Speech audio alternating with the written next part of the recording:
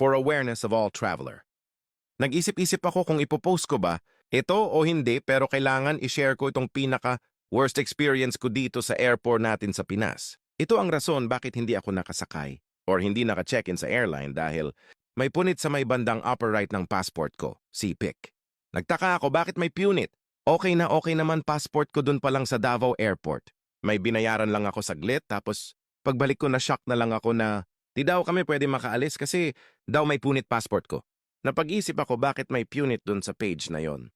Di ko alam ano nangyari while nasa kanila ang passport ko habang may binayaran ako. Nakaka-alarma kasi 3 kaming hindi nakaalis sa Group Tour International. Same case, may punit ang passport.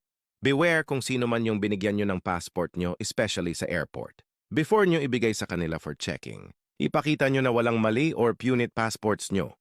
Huwag nyo iwan ng di nyo nakikita ang passports nyo. Kung may dapat bayaran, bayaran nyo na agad para hindi nyo maiwan sa kanila ang passport. Source: Rosalind Sabelo.